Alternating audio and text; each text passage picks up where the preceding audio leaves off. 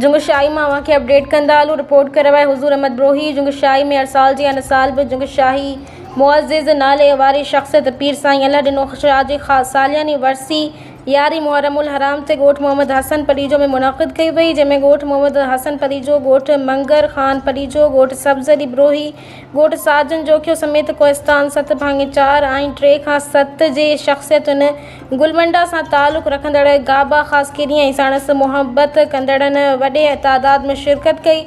साईं पीर अल्लाह ॾिनो शाह साहब ठटे सिजावल जे राजन जा हक़ इंसाफ़ सां फ़ैसिला करण में सुठी साख रखंदड़ हो। साईं साहब हर नंढे वॾे सां अमीर ग़रीब सां बिना के फ़र्क़ जे मुहबत कंदड़ शख़्स हो, जंहिं करे 32 साल गुज़रण बावजूदि अॼु बि उहे माण्हू साणस मुहबत कनि था, जंहिं करे अॼु बि संदसि सालियानी वरसी में सभई माण्हू शिरकत कनि था। हर साल मुहर्रमुल हराम जे 11 शरीफ़ ते 11 तारीख़ ते संदसि पुट ऐं पोटा वरसी जा मानाइता इंतज़ाम कनि था। पीर साईं जो रूहानी तालुक़ मकली जे ॾींहुं हज़रत शेख जीए रहमतुल्लाह अलैह जी ख़ानदान मां हो।